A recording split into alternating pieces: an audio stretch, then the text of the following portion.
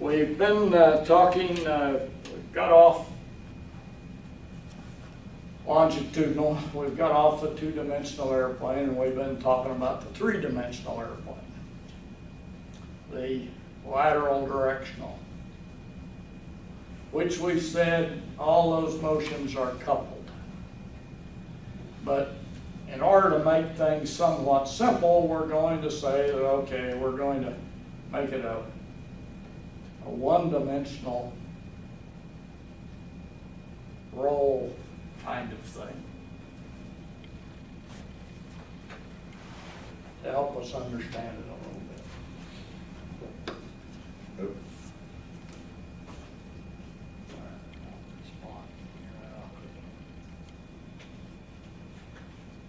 All right. Well, most efficient way to make a heading change is to bank the airplane. And the question is lateral control sufficient to provide adequate roll acceleration for precise flying, small changes? Is a steady state roll rate sufficient for the needs of the mission? Large heading changes, or doing aerobatics. I have a story I tell about myself. In my first test pilot job, the company was, in addition to building a general aviation airplane that I later had to jump out of, it was also building agricultural airplanes. And one of them, a big airplane that's called a Thrush, I still actually fly it and do some testing for the company who's still building that airplane.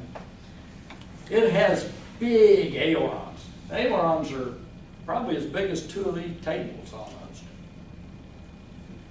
Big, it's got a 48-foot wingspan, okay, a 7-foot chord on the wing, a big wing, okay, big rectangular wing with ailerons, like I say, they're almost like two of these tables. Those big ailerons give it a lot of lateral control power and an initial very quick, just you get a bump, you can pick the wing up just real quick because the roll acceleration, the initial acceleration is high. However, that big old wing has a lot of damping when you get the roll going. And so, but I, young test pilot out there flying, I says, gosh, boy, I bet this thing would do a great aileron roll. So I was out one day in the sort of practice area away from the plant. So I said, I want to give it a try. So I put the nose down, got up a head of steam, and pulled the nose up about 20 degrees and sucked in the aileron. And boy, it started out quick, and then, and then the nose dropped and down it came like this, Before I got done, I was looking at the ground. I said, what's going on here? Well, it was a perfect demonstration of roll damping. Great roll acceleration and roll damping. So they're kind of two opposite things, and kind of scared myself, but I didn't try that again. But those are the kinds of things you see. So is this steady state roll rate sufficient for the needs of the mission? Well, if that mission had been doing aileron rolls like I was trying to do, the answer was no. Okay, had great roll acceleration. Okay, and so if you get a bump, you could level the wings real quick because the roll acceleration was quite high. Oh, went the wrong direction. Well, here's what the FAA regs have to say. A 30-degree bank turn through an angle of 60 degrees. On takeoff, so it must be possible using favored combination of controls to roll the airplane from a steady 30-degree bank turn, so a steady 30-degree bank turn to another 30-degree bank turn, 60 degrees of roll, and then it goes into what it must do. For an airplane 6,000 pounds or less, you know, like the Piper Saratoga, 5 seconds from the initiation of the roll. Well, that's really pretty slow when you think about it. 5 seconds to do that roll is quite a long time. So the rig is really pretty loose. Then it talks about approach. And in approach, again, the same kind of thing. Has to do it in 4 seconds. Well, approach, you're somewhat slower, you know, so, but you need to do it fairly, you know, you need to make corrections, avoid maybe other traffic and those kinds of things. So that's what the rule has to say. Now, if we look at the rolling moment equation, we'll just pick out the rolling moment equation, and that's what they have up there on top. Rolling moment due to side slip times the side slip plus the rolling moment due, and this CL is not the lift kind of CL. The L in this case is roll, okay? So again, we've run out of English and Greek letters.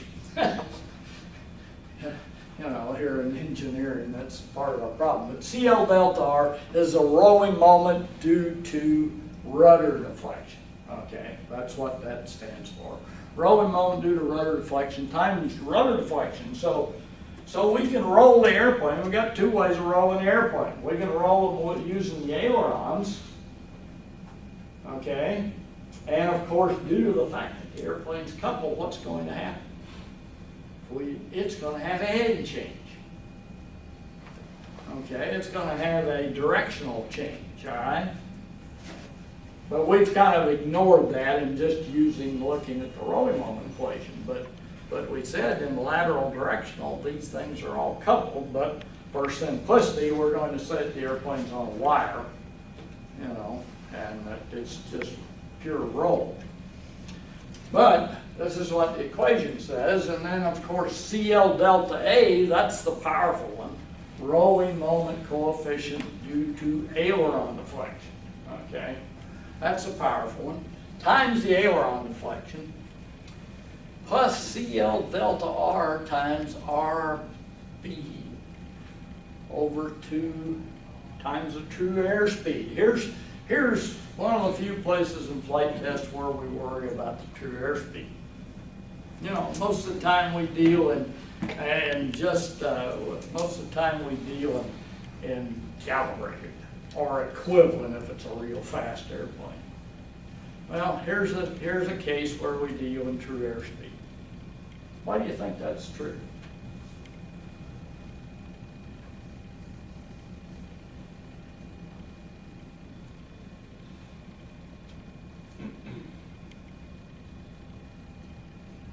Well, we are really fine in true airspeed, although for most of our purposes, we don't need to use true airspeed. Well, here's a case where we do, okay.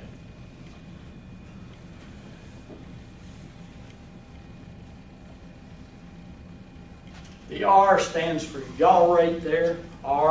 B is span. In lateral directional, we tend to reference everything to the wingspan. Remember, longitudinally, we referenced everything pretty much to chord. We dealt in mean aerodynamic chord. We talk lateral directional, we tend to use wingspan, since chord doesn't really play a role anymore. Again, you know, chord, the airplane was 2-dimensional. Here, we've got to consider all 3 dimensions. So, yaw rate times wingspan divided by 2 times the true airspeed times CL delta R. So it's another term here that we get some roll due to this, and then CLP, that's the roll coefficient. P being roll rate times, again, span over 2B. And that's all equal to the moment of inertia about the x-axis. Okay, so that's the roll moment of inertia. Now, what would change that roll moment of inertia?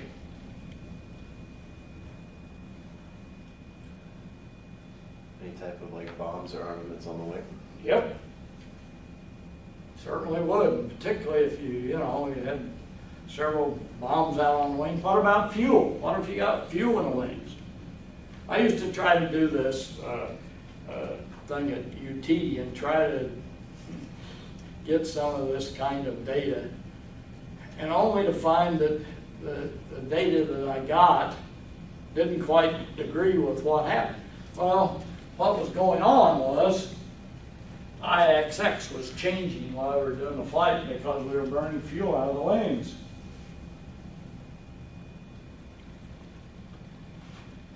Okay, so that's over Q. In that case, it's the dynamic pressure. Wing area, wingspan, times the roll acceleration, P dot.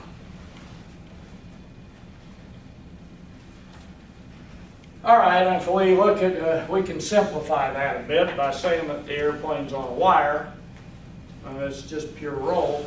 And if we do that, we ignore the rudder and the side slip, and that equation comes down to looking like this. CL delta A times delta A, so there's the aileron term, and CL times the roll rate times the roll rate, wingspan over 2BT is equal to that. Or, we've got the roll acceleration, we've got roll damping here, CLP, and PB over 2V we call the helix angle, or the non-dimensional roll rate. In fact, back in the World War II days, that was in the military, that was a specification. That an airplane had to have a certain PB over 2VT, or certain helix angle, in order, if it was, depending on the type of airplane it was. If it was a fighter, it had to have a pretty decent one. And then this is the lateral control power. And if we solve for that, we have that the roll with time is equal to the steady state roll rate times 1 minus E raised to the minus T over tau tar sub r. Tau sub r, roll mode time constant. And roll mode time constant is the time it takes for the airplane when it begins its roll to reach roughly 63% of its steady state roll rate. Now, what's going on? Well, initially, the roll acceleration is just due to if we say this term hasn't built up enough, we can let that go to 0, and then we just look at the lateral control power of the ailerons. Okay, so initially, that's what we're dealing with because this hasn't had time to do. But as the airplane starts to roll, and this is what happened to me with the Thrush Ag plane, okay? As the airplane started to roll, what happens to the angle of attack on the downgoing wing? It increases, right? And if it increases, that means the lift on that wing increases. And of course, the upgoing wing, what happens to the angle of attack there? It gets less, right? So that's a damping, okay? That starts opposing you when you put the ailerons in. Like I say, initially I had, you know, boy, the roll acceleration was just fantastic. But once that big old wing got to going, got to moving, all of a sudden there was so much lift there that was opposing that motion that it damped real quick. In that case, you know, you're eventually going to reach this steady state roll rate case.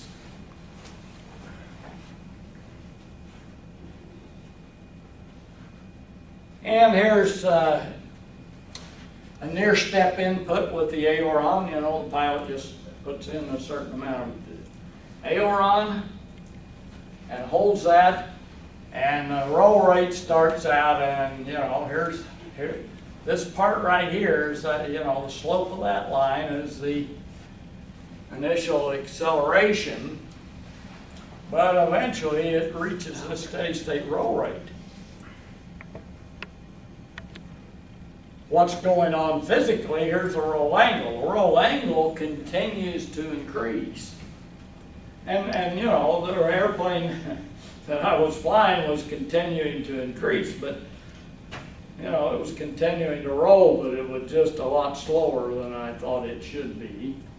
And when that happens, when you get inverted, the longitudinal stability airplane wants to take over and the nose wants to drop. And if you don't put in a lot of forward stick, you know, you'll end up the nose dropping down like this. Well, that's what happened. And here's this roll mode time constant, how long it takes to reach this 63% of the steady state roll rate.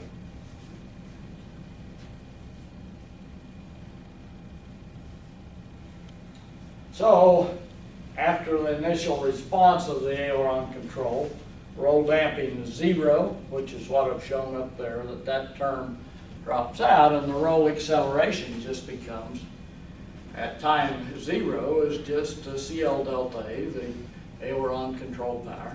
Delta A times Q times the wing area times the wing span over the moment of inertia.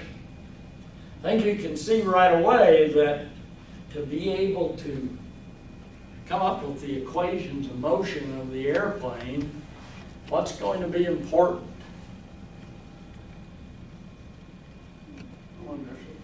Knowing the moments of inertia. Now, that's not easy to do, okay? And that's one of the problems with a lot of the analysis out there using the equations of motion. Several years back, the folks at NASA, I think it was at NASA Dryden at the time, NASA's changed the names of their, I think they're called Armstrong now, you know, they used to be Dryden, which is located on Edwards Air Force Base. They got real involved in identifying stability control parameters, doing a technique called a parameter identification. Later it's been changed, they call it now systems identification. Same thing. If you hear those two terms, essentially they're almost interchangeably. However, the reason they changed it to systems identification was that you can do this for almost anything. Problem is, with airplanes, you need to know those inertias. They actually put, and to do that, you have to put the airplane on a knife edge and attach the wings with springs of known spring constants and all those kinds of things. That's quite an effort. Hardly anybody does that, okay? So usually the moments of inertia are calculated.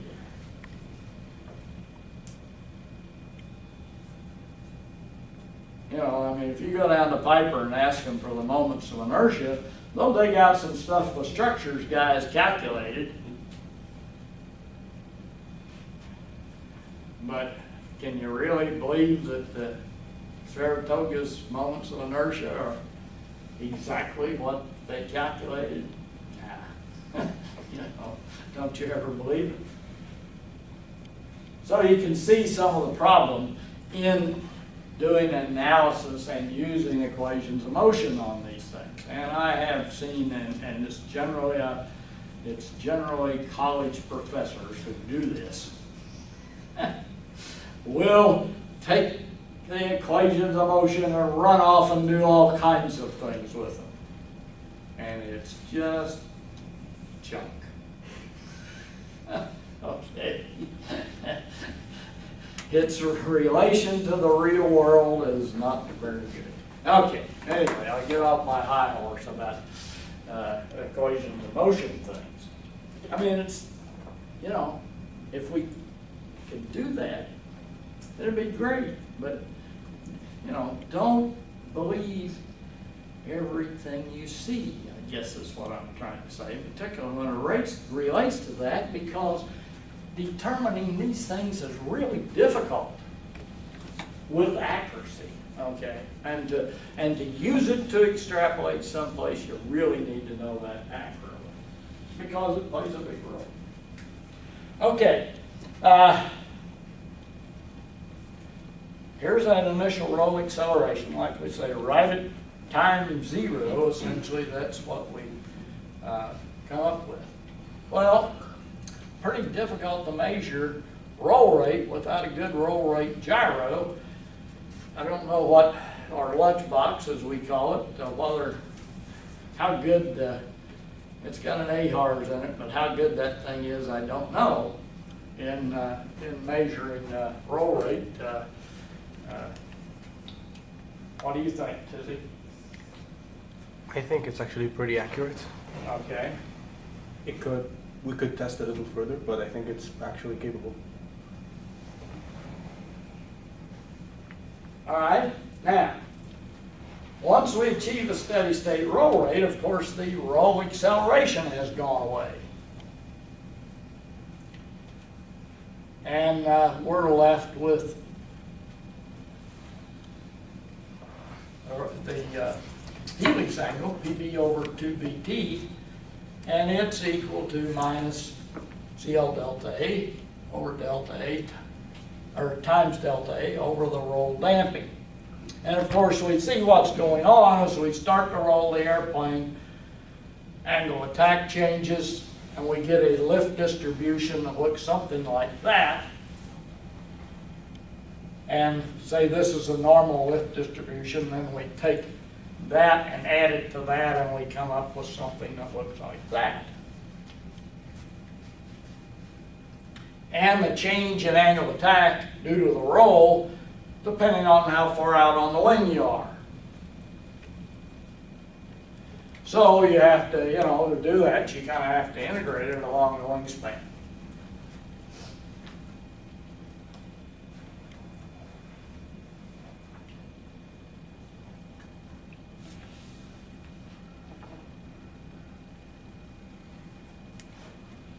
The roll mode time constant has been proposed as a criterion,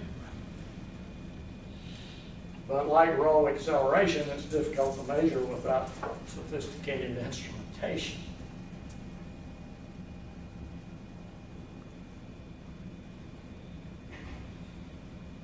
Here's a roll mode time constant. You can see for my thing here, here's the helix, roll helix angle. You can plot it versus roll helix angle, R versus just roll rate.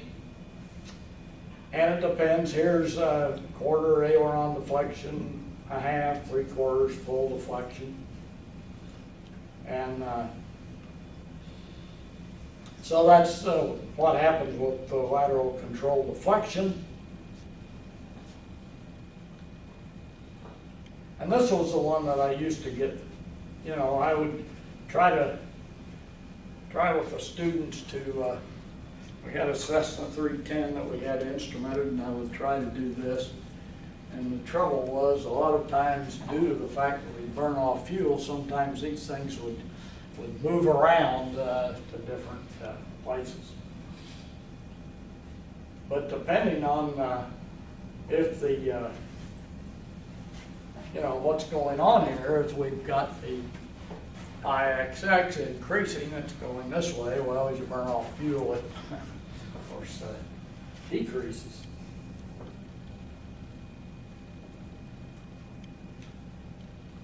And the same thing with this one. In this case, we're increasing altitude. And as you go up to altitude, air is thinner, right? Aren't as many little air molecules running around up there as there are down low. And so when you deflect the ailerons, things don't happen quite as fast, okay? So notice that as you go to altitude, the roll mode time constant for these things changes. You eventually reach the same steady state roll rate, but it just doesn't happen as fast.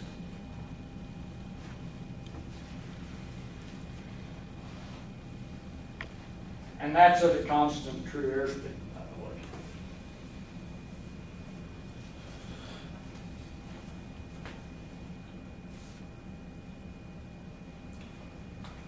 And then there's this one. Constant equivalent airspeed, or a constant calibrated airspeed. Notice that the steady state roll rate changes in this case.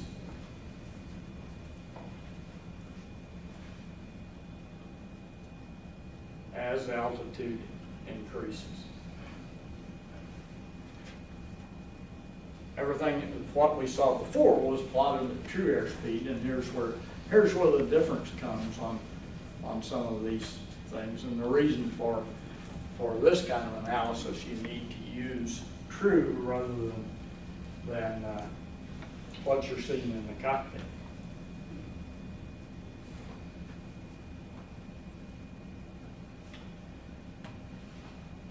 And of course, what's going to happen, steady state roll rate versus true airspeed, it's just, it's pretty much a straight line.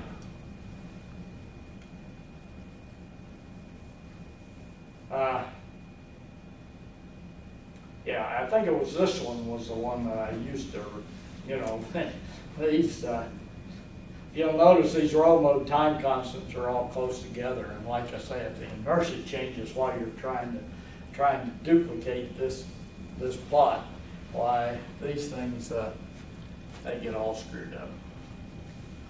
But in this case, we've got constant altitude, and here's the thing I could not keep constant, okay, and then with constant deflection with true airspeed increasing. So we would go out and do these rolls at different true airspeeds to try to duplicate this plot.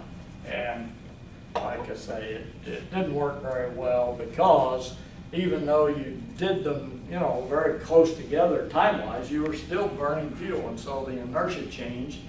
And on the airplane we were using was a Cessna 310, which had fuel tanks on the wingtips. So that really affected this, just a small fuel burn between doing it one time and then changing airspeed and doing it again. Just that fuel burn would mess things up, would move these roll mode time constants around. So I finally gave up on trying to do that as a classroom exercise because it just didn't work. Okay. Some other things that goes on. In real high-speed airplanes that have unboosted controls, you may reach a point where the pilot is not strong enough to deflect the ailerons. Full deflection. And when that happens, then you reach a point where, all right, we're going along here in various airspeed. This is true airspeed on all these plots.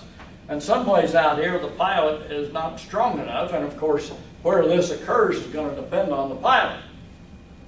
How many weights he's lifted within the past 2 or 3 weeks, okay? And when that happens, of course, off goes, here the aileron deflection goes down because he can't do it. And notice it continues down as the speed increases because the load gets higher on the aileron. And the helix angle goes down. And now, if you add boost to that aileron control, then it continues. Pilot doesn't need to be super strong in order to deflect the ailerons, and so all these things change.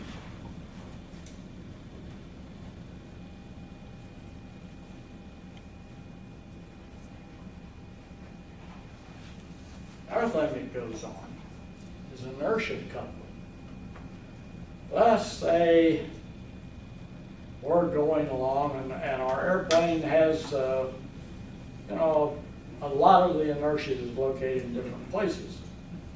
In this case, this is we're combining angular velocity and roll with angular velocity and yaw. So we're rolling and yawing. We're doing this kind of a maneuver. Okay. In this case, and what happens, we get due to the fact that the inertias of the airplane. Back here in the back is the engines, here's the pilot and crew up here, probably fuel in the wings, that sort of thing. And so we get an angular velocity in yaw, and angular velocity in roll, but the actual resultant angular velocity is along this axis. Or, in this case down here, we're again doing the same thing. In this case, he has a nose down pitch, and roll, and we get the airplane tends to, instead of rolling along its axis, it tends to do that sort of thing. Now, you don't see this in airplane to speak of in airplanes like the Piper Saratoga or Piper Cherokee 6. Okay, their inertias are just not that big, and their movements are not that fast. But you take a jet fighter, for instance, who may have a bomb under one wing or that sort of thing, and all of a sudden strange things happen. Now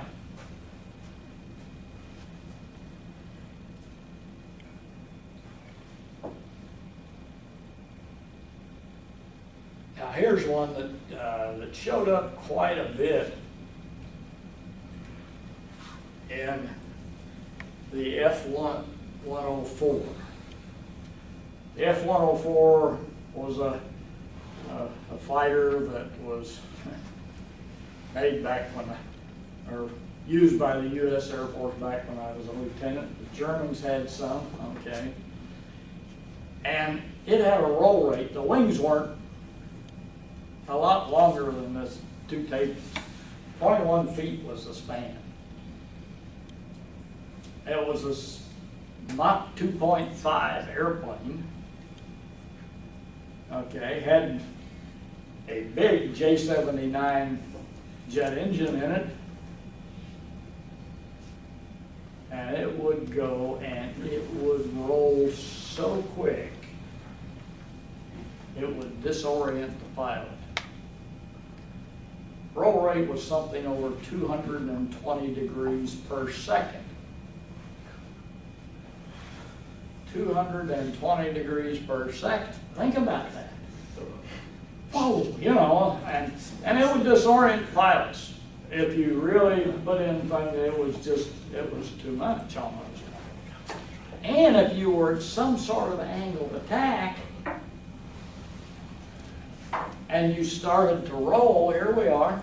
Well, if you roll that fast, what's going on? You got an angle of attack here, and you roll real fast, and now the airplane's going to try to, its directional stability is going to try to make it do that. But then you're going so fast that the next thing you know, you're inverted. Okay. And then you're in side slip again. All the opposite side slip. If you really did that with some angle of attack on, the airplane would depart controlled flight. okay, just due to the fact that it had such a tremendous roll rate. So these are some kind of coupling things that goes on with really high performance airplanes. I can remember when I was in Air Force pilot training, we had a movie that they used to show us about the F-100. And the F-100 was a swept wing supersonic airplane, one of the first fighters with the supersonic capability. And the wings were fairly flexible. And so if you really jammed in the control, the airplane, say you were going to try to, really go make a left roll, and you jammed in the control one way, the airplane would actually go the other direction. Okay? And they had a movie of it that they showed us in pilot training. It was quite an interesting movie. I wish I had a copy of it. Again, these are kind of things. Take a look at this one. Say we've got a lot of mass up here and a lot of mass high back here, and we're rolling about the x-axis, but the mass is going to tend to make us pitch nose down.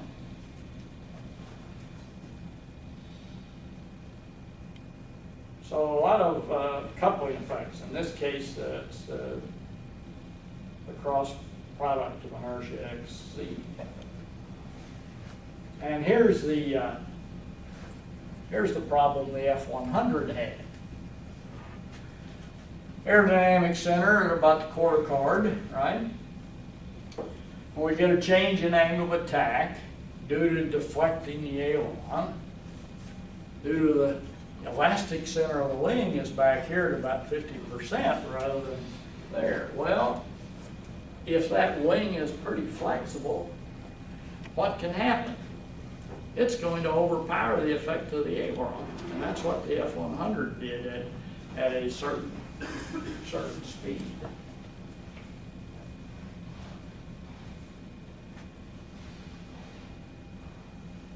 And say you have a helix angle here or a rigid wing, and as you increase the airspeed, that wing starts to twist and eventually goes the other way.